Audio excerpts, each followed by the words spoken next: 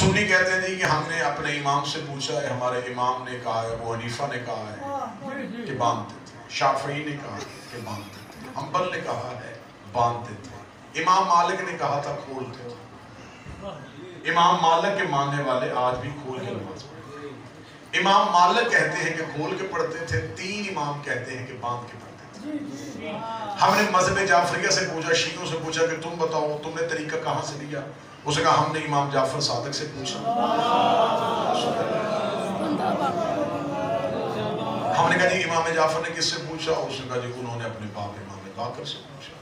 انہوں نے کس سے پوچھا؟ انہوں نے امام زین العابدین سے پوچھا۔ انہوں نے کس سے پوچھا؟ انہوں نے اپنے باپ حسین سے پوچھا۔ حسین نے اپنے باپ علی سے پوچھا، اور علی نے پوچھا نہیں، نبی کو نماز پڑھتے دیکھا۔ پنچایت کی صورت میں فیصلہ کرتے ہیں۔ یہ جو ادھر والے امام ہیں انہوں نے نبی کو دیکھا ہے۔ دوسری طرف آتے جو 3 امام باندھ کے پڑھ رہے ہیں، وہ تینوں کے تینوں جو ہیں وہ مدینے کے نہیں،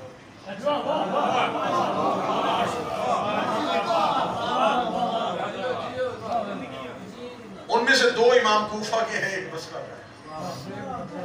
ایک امام ہے جو مدینے کا جس کا نام مالک ہے، وہ ہاتھ کھول کے پڑھتے ہیں۔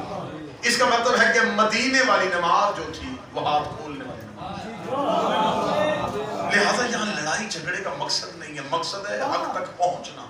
کسی کو جھوٹا سجدہ کرنے کے لیے تو ہم اکٹھے نہیں ہوئے، حق تک پہنچنے کے لیے اکٹھے ہوئے۔ اس کا مطلب ہے کہ ابھی تک ہم لڑائی اس بات پہ کر رہے ہیں کہ نماز کس کی ٹھیک ہے کس کی غلط ہے۔ یہ بحث بعد میں کریں گے کہ نماز کس کی ٹھیک ہے، پہلے یہ پتہ کرتے ہیں کہ امام کس کا ٹھیک ہے۔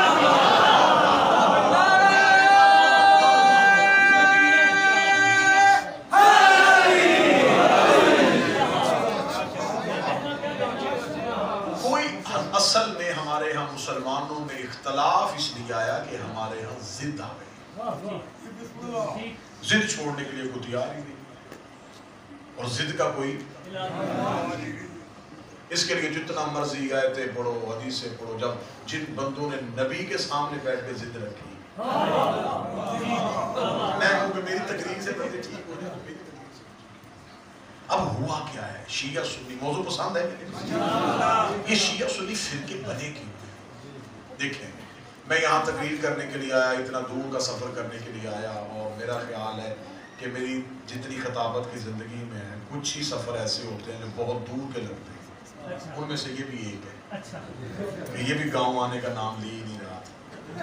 خیر پہلی دفعہ آیا، میں پہنچا، میں نے مجلس پڑھی، مجلس پڑھنے کے بعد 1 گھنٹہ پڑھنے کے بعد میں کہوں گی جو میں نے پڑھا، میرا مجمع میں سے کوئی ایک بندہ ایسا اٹھے جو لفظ بلفظ میری تقریر مجھے سنائے، پورے مجمع میں سے کوئی ایک بندہ بھی ایسا ہوگا جو میری تقریر مجھے لفظ بلفظ سنائے۔ میں کہوں چلے اگر ایک بندہ نہیں سنا سکتا، ایسے کرتے ہیں میں 2 گھنٹے ڈیرے میں بیٹھ جاتا ہوں، سارے مل کے اکٹھے ہو کے مجھے میری 1 گھنٹے کی تقریر واپس کریں، کوئی نہیں کر سکتا، اس لیے کہ انسانی حافظے میں اتنی وسعت نہیں ہے کہ وہ چیزوں کو ازبر یاد کر سکے۔ میں بات مثال دوں گا، نتیجہ مذہب میں امام کی ضرورت نکالوں گا۔ پنچایتی بندے اس بات پہ سب نے ہاں کی ہے، شیعہ سنی مجھے نہیں پتا کتنے بیٹھے ہیں، ہاں میں نے یہ کیا، کسی نے آنکھ سے کی، کسی نے سر سے کی، کسی نے ہاتھ اٹھا کے کی، یہ بالکل ٹھیک کہہ رہے ہیں، ہم نہیں یہ بتا سکتے، ہم نہیں سنا سکتے۔ مجھ جیسے طالب علم کی 45 منٹ کی تقریر اتنے بندے یاد نہیں رکھ سکتے، تو نبی کی 23 سال کی تبلیغ چند دن پہلے بدھ چھوڑنے والے بندوں کو یاد کر سکتے۔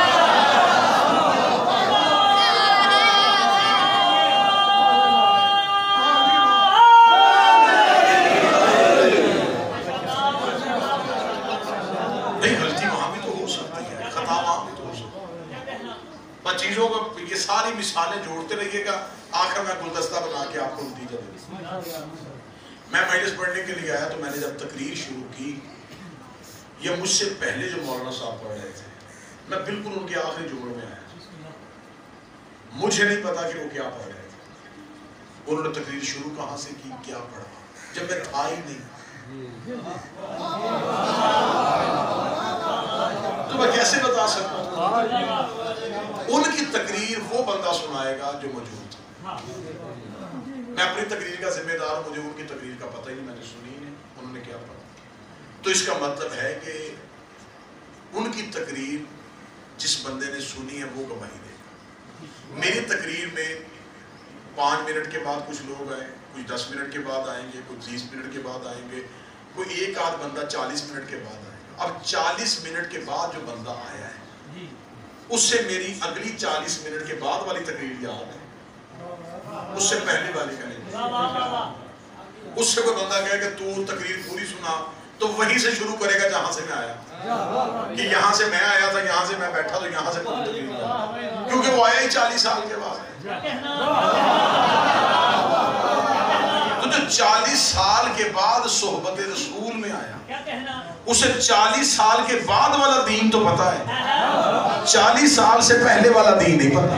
اب 40 سال سے پہلے والا دین وہی بتائے گا جو پہلے دن سے موجود ہوگا۔ ہم شیعہ پاگل نہیں ہیں کہ ہم علی علی علی علی کرتے ہیں، ہم دین علی سے اس لیے لیتے ہیں کہ علی نے آنکھ کھولی تو نبی کی گود تھی، نبی نے آنکھ بند کی تو علی کی گود تھی۔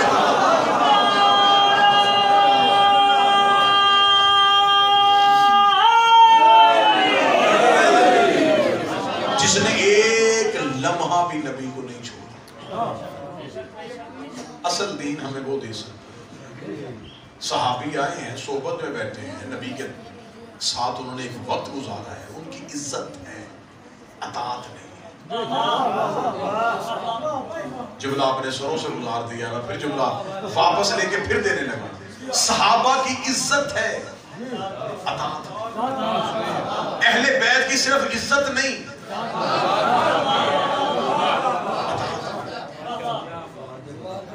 عزت ہوتی ہے غیر معصوم کی، اطاعت ہوتی ہے معصوم کی۔ صحابہ نبی کے پاس بیٹھتے تھے، باعزت ہیں، معزز ہیں، معصوم نہیں۔ معصوم نہیں ہے تو ہم ان کے لیے کہتے ہیں رضی اللہ تعالیٰ عنہ، میرے اللہ ان پہ راضی ہو جا۔ معصوم ہوتے تو ہماری سفارش کی کیا ضرورت ہے؟ لیکن اہل بیت رضی اللہ نہیں ہے، علیہ السلام، اس لیے کہ یہ معصوم ہے، ان کی ہاں خطا نہیں ہے، ان کی ہاں غلطی ہے۔ صحابی اور اہل بیت آج بندوں نے جس طرح ووٹ ہوتی ہے نا جی، یہ برادری اس بندے کو ووٹ دے رہی ہے، ہماری اس بندے سے دشمنی نہیں، لیکن اس برادری سے دشمنی، اس کی ضد میں ہم نے اسے دے دی۔ یہی چلتا ہے نا جی برادری پر بات۔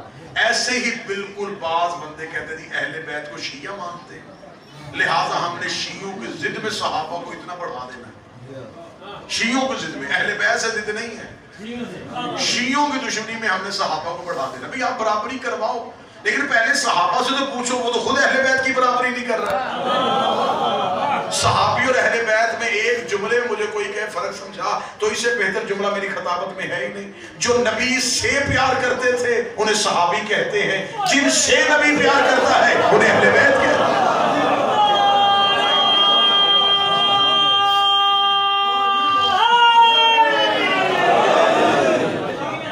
جو نبی کو اٹھائے،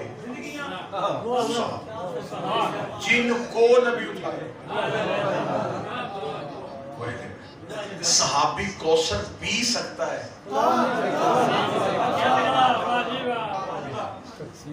صحابی جنت میں جا سکتا ہے۔ ہماری مجبوری ہے، ہمیں جانے والا نہیں چاہیے۔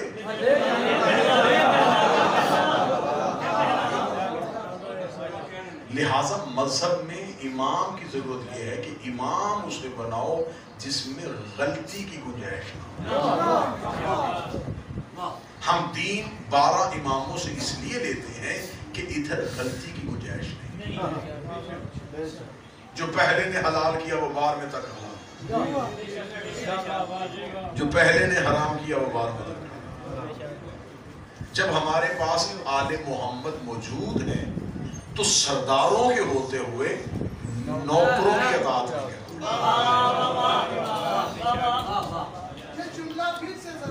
لہذا ہم بار بار حکومت سے یہی مطالبہ کر رہے ہیں کہ جہاں سردار موجود ہو وہاں نوکروں سے برابری نہیں کروائی۔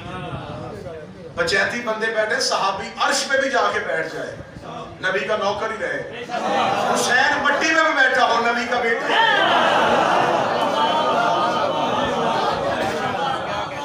बढ़ाने से नहीं बढ़ना, सहाबी नबी का खून नहीं है, अहले बैत नबी का खून। नबी के पसीने से जो नबी बनते हैं वो अलैहिस्सलाम हो गए, और जो नबी के खून से बने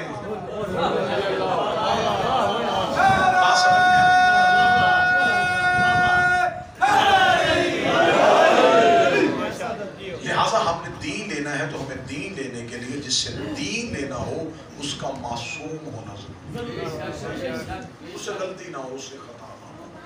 लिहाजा आज हमें दीन वो बताएगा जो नबी के दौर में मौजूद भी था, जिससे गलती ना। मैंने अभी आपके सामने कहा कि मैं मजलिस पढ़ रहा हूँ, इतने लोगों को भूल गई। अब फिरके कैसे बनेंगे? जो फिरके ना जी 73 फिरके, 71 फिरके, 72 फिरके, ये फिरके कैसे बने? मैं वो वजह भी बता देता हूँ। मैं यहाँ पे मजलिस पढ़ूँ, मजलिस पढ़ने के बाद मैं अपने घर फैसलाबाद चले जाऊँ, आप जितने ये बंदे अंदर बैठे हैं ये मजलिस सुनने के बाद अपने अपने गाँव इलाके देहातों में चले जाएंगे। लोग पूछेंगे कि भाई कल कहाँ थे? कल जी मजलिस में गए थे। वहाँ कौन पढ़ने आया था? कोई फैसलाबाद से खतीब आया था, उसने क्या पढ़ा? अब आपने मेरी तकरीर अपने अंदाज से सुनाई, ना लफ्ज मेरे थे ना जुमले मेरे थे, मौजू आपको याद था जी, कोई इमामत पे तकरीर हो रही थी, अब आपने अपने अंदाज में सुनानी शुरू कर दी। पढ़े लिखे ने अपने तरीके से सुनाई, अनपढ़ ने अपने तरीके से सुनाई, बूढ़े ने अपने तरीके से सुनाई, बच्चे ने अपने तरीके से। तकरीर मैंने एक ही थी, कल वो तकरीर 300 हिस्सों में तकसीम हो गई। कसूर मेरा नहीं, जितने रावी बदलते गए। मैं कोशिश तो कर रहा हूं कि आप तक हकाइक पहुंचा सकूं। जितने रावी बदलते गए उतनी तकरीर बदलती। मुझे कोई 4-6 दिन के बाद मैं दोबारा इस इलाके में को बंदा कहती आप मजलिस पे आए तो आपने ये जुमला कहा था। मैं कहूँ मैंने तो नहीं कहा था। वो कहा अच्छा फिर ठीक है, जिसने मुझे बताया ना उसने ये बताया। अब कसूर मेरा भी नहीं, कसूर उसका भी नहीं, कसूर उस दरमियान वाले का है जिसने मेरी तकरीर में खयानत कर, जिसने जुमला वैसे नहीं पहुंचना शुरू कर। अब मेरा कसूर किया, मैं तो करके चला गया, जिसने सुना उसका कसूर किया, वो था ही नहीं। दरमियान वाले बंदे ने पहुंचाने में खयानत की। नबी का कसूर नहीं, वो दीन पहुंचा के चला गया। हमारा कसूर नहीं, हम थे ही नहीं, कसूर है दरमियान वाले बंदों का। अब वो जो दरमियान वाले बंदे हैं उन्हें कहते हैं रावी, जिनसे हम रवायत लेते हैं। मैं जितने सुन्नी भाई बैठे हैं, हम मजहब जाफरिया वाले, हम शिया, हम गैर मासूम से रवायत नहीं लेते। अब मैं उसकी वजाहत भी कर देता हूँ। मैंने कहा कि इतनी आप कसूर आपका भी नहीं, आपको जुमले भूल गए, आपने अपने अपने रंग में सुना दी, इसका मतलब है मेरी तकरीर 300 हिस्सों में तकसीम। अब अगर कोई बंदा चाहता है कि तकरीर भी मेरी हो, लफ्ज भी ना बदले हो, हर्फ भी ना बदले हो, कोई जेर जबर ना बदले हो, तो इनमें से किसी बंदे के पास इतनी वुसअत नहीं कि वो पूरी तकरीर दे सके। हाँ, एक तरीका काम है जिसने मेरी तकरीर लेनी। ये मजलिस में सामने, बिल्कुल मेरी आंखों के सामने, ये 2, 3, 4 बच्चे बैठे जो हाथों में मोबाइल फोन लेके बैठे, ये मेरी गुफ्तगू को रिकॉर्ड कर। यहाँ कल कोई बंदा है, वो कह दिया आसफ अली ने जो पढ़ा था तकरीर, एक बंदा कोई सुनाएगा, दूसरा कोई सुनाएगा, वो सर पकड़ के बैठ जाएगा। वो कहेगा यार किसी को पूरी तकरीर भी याद है, एक बंदा कहेगा छोड़। मजलिस में एक बच्चा बैठा था तो सबको छोड़ उस बच्चे के घर, उसके पास उसकी पूरी तकरीर है। अब वो बंदा उस बच्चे के पास जाए और इस गांव के बूढ़े नाराज हो जाए कि बूढ़ों के होते हुए बच्चे से क्यों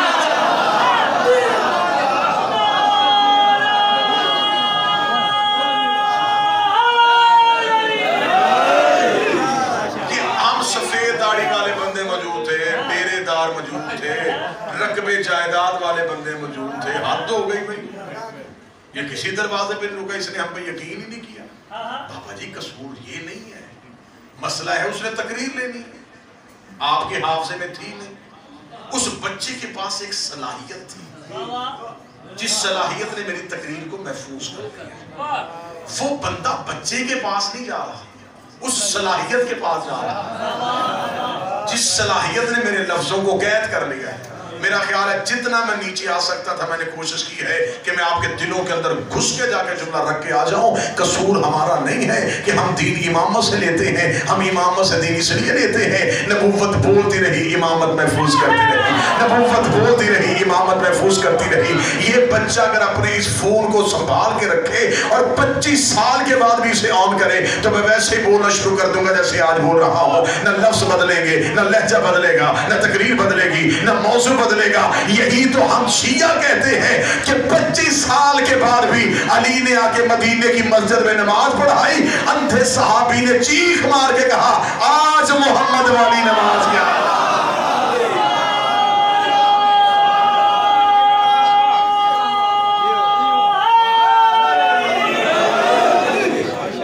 تو اس میں قصور ہمارا کیا ہے؟ قصور ہمارا نہیں ہے. دین معصوم سے لینا پڑے. قرآن حافظ سے پڑھو, محافظ سے پوچھو.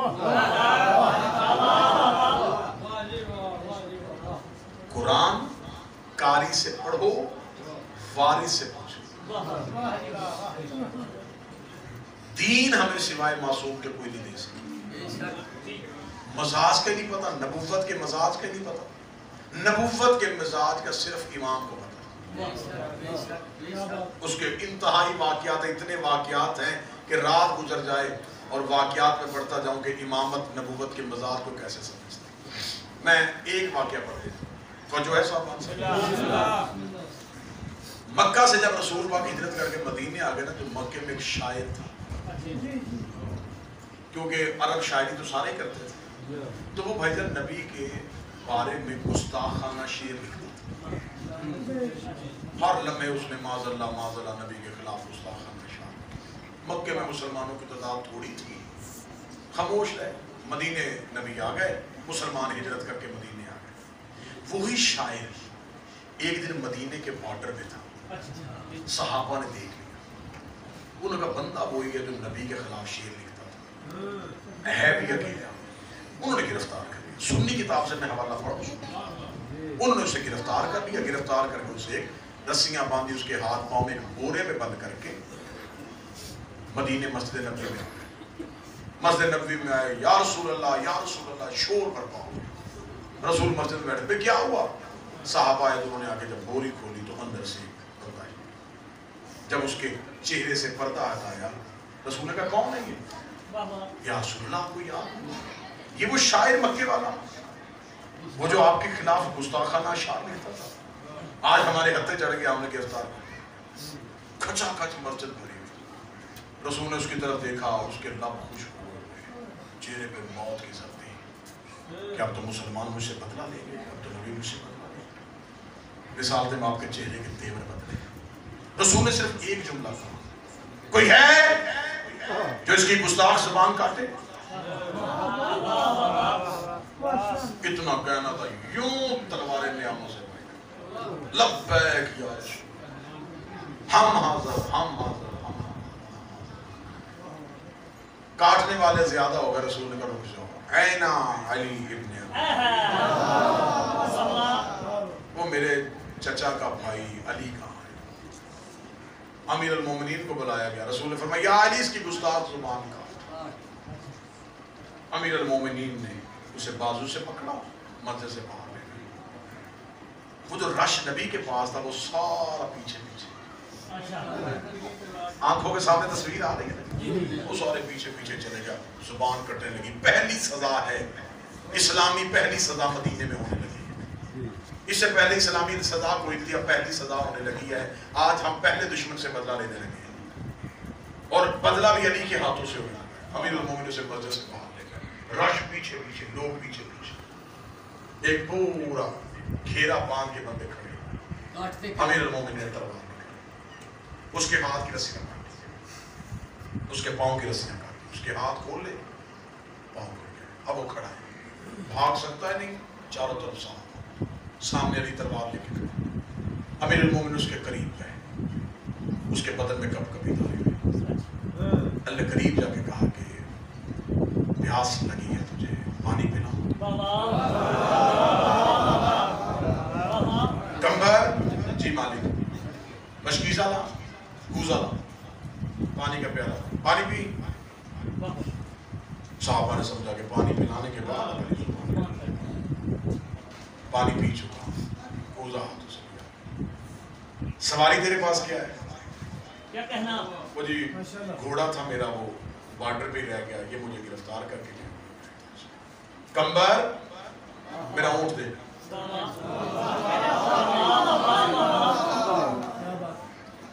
ऊँट क्यों?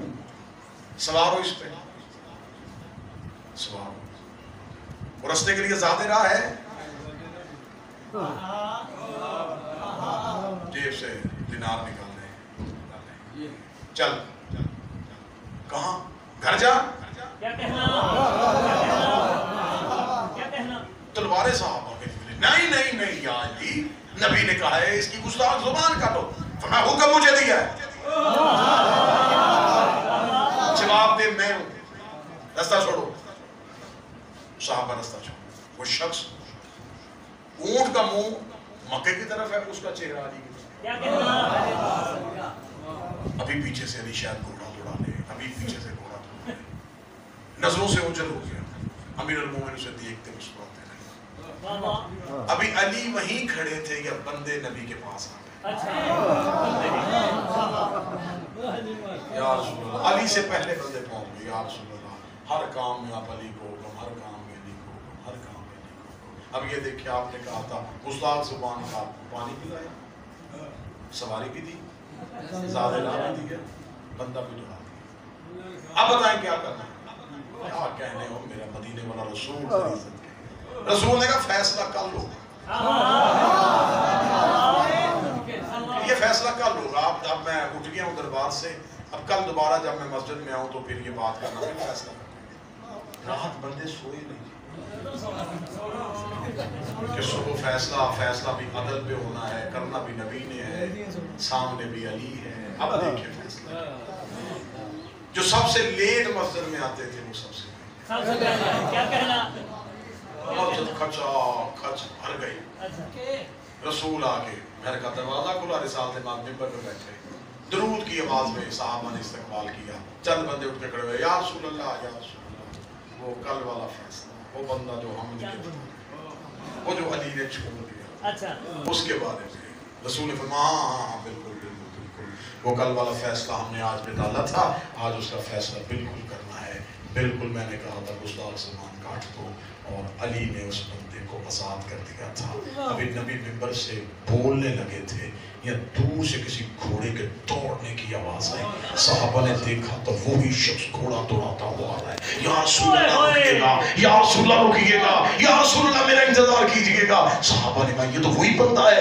उसके चेहरे पे यूं गर्द पड़ी हुई। मदीने मस्जिद के बाहर घोड़े से भागते घोड़े से उतरा, हाँफता कांपता सफों को चीरता हुआ नबी के कदमों पे जाके गिर गया। कदमों में झूम के लगा, तेरी इज्जत की कसम है मैं पूरी रात सोया नहीं, मैं सारी रात तेरी शान में नाते लिखता रहा, मैं सारी रात तेरी इज्जत के कसीदे लिखता रहा हूँ, मैं वो कसीदे लिख के लाया हूँ। अगर तू कहे तो मैं तेरी शान के लिखे हुए कसीदे सुनाऊं। नबी ने उठ के कहा सहाबा को, तुम और अली में यही फर्क है। मैंने कहा था गुस्ताख जुबान काटो, अली ने काट भी दी, मोहब्बत वाली अदा भी कर।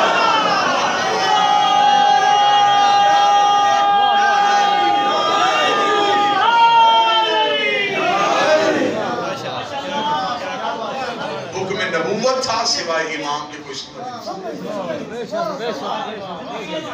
इतने वाकयात हैं कि जिसमें 6 घंटे बहस हो सकती है कि हुक्म नबी को सिवाय अली के कोई नहीं। खलीफा वक्त का दरबार था, एक शख्स आया, उसने आके कहा जी एक वसीयत है, उस पर अमल करवाना है। वसीयत पे अमल करवाना हाकिम की जिम्मेदारी होती है। उन्होंने कहा वसीयत क्या है? उसने कहा जी मेरा मालिक जाता हुआ वसीयत करके गया है कि मैं 3 नौकर छोड़ के जा रहा हूँ। 3 नौकर? एक को कत्ल करना है, एक को मेरी आधी दौलत देनी है, एक को आधी दौलत और बेटी का रिश्ता देना है, और नाम किसी का नहीं बता के गया। जाग रहे कि नहीं जाग रहे? وصیت کر گیا ہے مالک کہ میری جائیداد آدھی ایک نوکر کو، جو آدھی بچے وہ دوسرے کو، اور ساتھ رشتہ میری بیٹی کا، اور تیسرے کو قتل کر دیا، اور نام کسی کا نہیں بتا۔ اس نے خلیفہ کے دربار میں جا کر دی وصیت پہ عمل کروایا۔ اچھا اب تینوں نوکر کہہ دی رشتہ بھی مجھے ملنا چاہیے، جائیداد بھی مجھے۔ اب حاکم پریشان، اس نے کہا نام وہ نہیں لکھ کے گیا، کھاتے سارے آگے میرے پڑ گئے، میں اب اس کا فیصلہ میں کیسے کروں؟ یا تو وہ بتا کے جاتا ہوں، نے کہا جی وصیت کی اب عمل کروائے۔ اس نے کہا جی ایسے تو وصیت پہ عمل نہیں ہوتا۔ جاتے جاتے اس بندے کی زبان سے ایک جملہ نکل گیا، کاش آج محمد ہوا۔ وہ غیب جانتا، وہ دلوں کے، اسے کہا کاش آج محمد ہوتے۔ فوراً سلمان کا ہاتھ کام دیتا، تو میں کاش نہیں وہ ہیں۔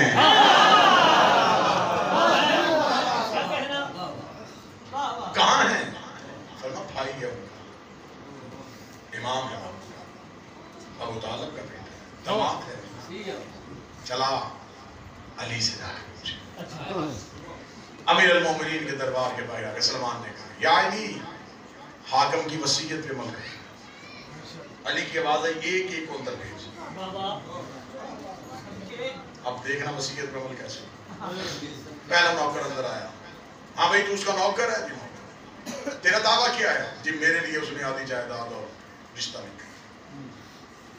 اللہ فرمایا بے شک ملنی تو چاہیے تھی تجھے، لیکن کیسا بدبخت تھا، ایسی وصیت لکھے گیا کہ اس میں کسی کا نام بھی نہیں لکھے گیا۔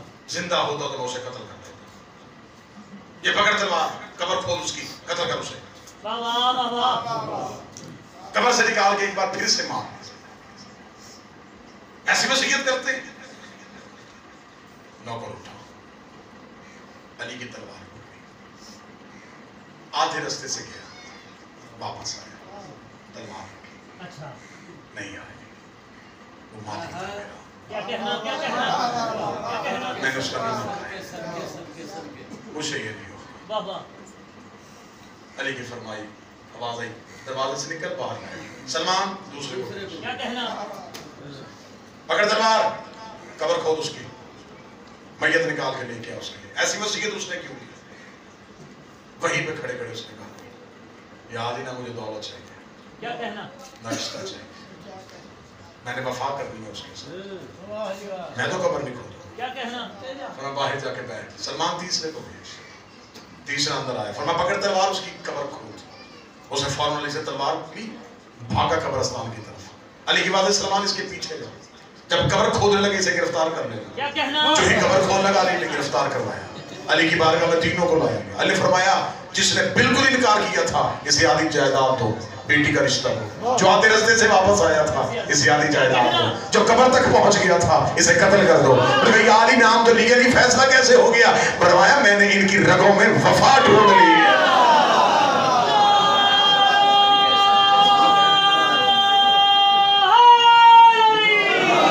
میں نے دیکھ لیا ہے کہ اپنے مالک سے مخلص کو، یہ نبوت کا مزاج تھا، سوائے امامت کے کوئی۔ لہٰذا ہم شیعہ یہ کہتے ہیں کہ بعد از رسول دین امام سے ہونا چاہیے، صحابہ کی عزت کرنی چاہیے، اہل بیت کی اطاعت، جن کی اطاعت کا حکم تھا ان کی بیٹیاں درباروں میں رہتی۔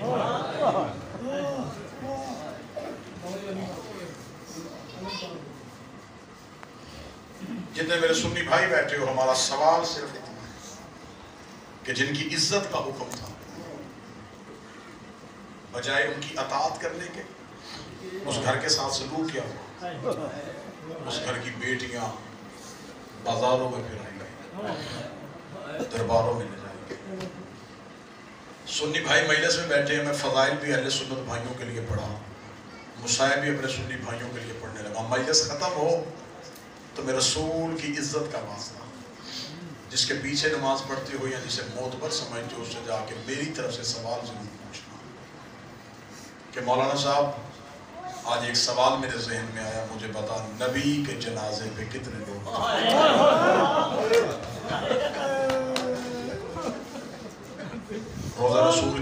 چومنے کی خواہش تو رکھتے ہو؟ مدینے کی گلیوں کی مٹی اٹھا کے آنکھوں میں ڈالنے کی جستجو تو ہے تمہاری؟ کبھی پوچھو رسول کے جنازے پہ کتنے لوگ؟ آخری جو حج ہے حجۃ الوداع، اس میں 1.25 لاکھ بندہ تھا، اور سنی کتابوں میں لکھا ہے 9، 11 یا 13 بندے رسول کے جنازے پہ۔ جب تم جا کے پوچھو گے کہ اتنے کم لوگ کیوں تھے، تم فوراً کہے گا کہ شیعوں کی مجلس میں گیا تھا، یہ شیعہ ذاکر گھر نبیوں کا جنازہ نہیں ہوتا۔ چل اس کی یہ بات مان لینا، وہیں بیٹھے بیٹھے دوسرا سوال کرنا، اگر نبیوں کا جنازہ نہیں ہوتا، چند دن بعد اس نبی کے گھر سے ایک دوسرا جنازہ اٹھا، وہ اس کی بیٹی کا جنازہ تھا، پتہ زہرا کے جنازے میں تھے۔ یہ سوال کرنا تو تمہارا حق بنتا ہے، تم نے قیامت والے دن جواب نبی کو دینا ہے۔ کتنے لوگوں نے بطول کا جنازہ پڑھا؟ چل مان گیا میں 4 بیٹیاں تھیں، ہم شیعہ ایک کہتے تم 4 کہتے، ہم 4 مانتے ہیں۔ اگر 4 بیٹیاں تھیں، زخمی ایک کیوں؟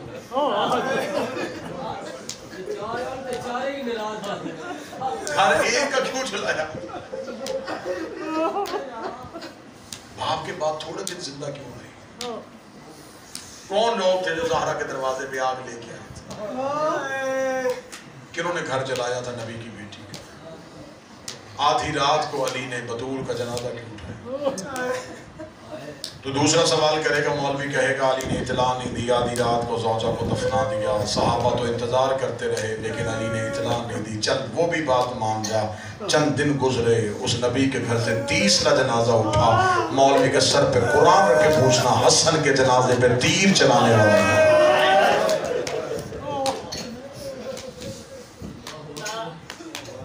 مسافر لوگ ہیں، ہم سفر میں رہتے ہیں، زندگی سفر میں ہے، سفر میں جا رہے ہوتے ہیں، سامنے سے جنازہ آ رہا، نہیں پتا ہوتا کس کا، گاڑی سائڈ پہ لگاتے ہیں، احترام اور گاڑی سے اتر کے کھڑے، یہ حکم رسول ہے، جنازے کا احترام ہے۔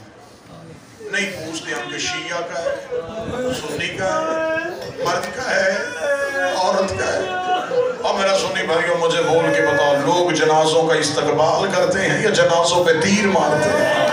محمد کے بیٹے کا جنازہ مدینے کے بازار میں آیا، 70 تیر حسن کے جنازے پہ لگے، بہن دروازے پہ کھڑی ہو کے کہتی رہی، بابا تو کہتا تھا حسن میرا امیر بیٹا ہے، حسین میرا غریب بیٹا ہے، ایک بار قبر سے نکل اپنے امیر کا جنازہ دیکھ، پھر مجھے بتا تیرا امیر ایسا ہے تو تیرا غریب کیسا؟ نبی کے جنازے پہ 9، 11 یا 13 لوگ، بطول کے جنازے پہ 7 لوگ، حسن کے جنازے پہ 3۔ سنتے ہو ظلم امت کے۔ پھر جب حسن کے جنازے پہ تیر لگ گئے تھے، مدینے میں یہودیوں کے گھر نہیں تھے، عیسائی نہیں رہتے تھے، مسلمانوں نے تیر مارا۔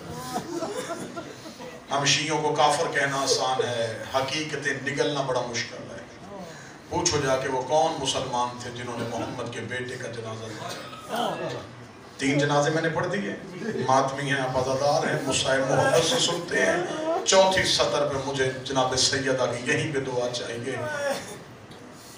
3 جنازے مسلمانوں نے جیسے جیسے سلوک کیا میں نے سنا دیا۔ 4تھا جنازہ ایسا تھا نہ کسی نے پڑھا نہ کسی نے اٹھایا، 3 دن بغیر کفن کے محمد کے بیٹے کی لاش چلی۔ تیسرے جنازے پہ تو میں سوال ہی نہیں کروں گا کہ کتنے لوگ ہیں، 3 دن بے گورو کفن۔ اللہ نہ کرے، اللہ نہ کرے، اللہ نہ کرے خاکم بدہن، یہاں بستی سے گزرتے ہوئے کوئی مسافر اللہ نہ کرے مر جائے، پہلے لوگ کہتے پتہ کرواؤ کہاں، کوئی پتہ نہیں چل رہا جی، کوئی جیب میں شناختی کارڈ نہیں ہے، ساتھ والے گاؤں میں اعلان کروائے، کہیں سے پتہ نہیں چل رہا، تو کیا کہتے ہیں بندے میت پڑی رہے؟ کہتے جی مسجد میں اعلان کرواؤ کہ ایک لاوارث میت ہوئی، کسی کے گھر سے 4 پائی آتی ہے، کوئی کہتا جی کفن میں دے دیتا ہوں، کوئی کہتا جنازے کا اہتمام میں کر لیتا ہوں۔ کوئی کہتا ہے کل ختم میں دلوا دوں گا، اللہ جانے بیٹیوں کا باپ ہوگا، بہنوں کا بھائی ہوگا، چل ہمارے نصیب میں یہ آئی گیا ہے تو پھر ہمیں تو پھر فرق کرنا چاہیے، رکھ میرے سر پہ قرآن، لوگ لاوارثوں کے جنازے دفنا دیتے ہیں، میں اگلی صدر پڑھوں گا، شیعہ تو برداشت نہیں کریں گے، سنی کا مجھے پتہ نہیں ہے، 11 محرم کو سبھی 3 بہنیں بھائی کی لاش کے قریب سے ہاتھوں میں رسیاں پہن کے ایسے گزر گئی ہیں، چند قدم پہ جا کے زینب رو کے کہتی ہے حسین کبھی کوئی لاوارث کی لاش سے ایسے نہیں گزرا جیسے تیری لاش سے تیری بہن گزر گئی ہے، حسین میں ایک بار تجھے ملنا چاہتی ہوں، حسین مجھے اپنا چہرہ دکھا، ٹوٹے ہوئے پتھر اور تیروں کے ڈھیر کے نیچے سے آواز آئی علیہ علیہ یا بنت محمد، محمد کی بیٹی اترا تیرا حسین یہاں ہے،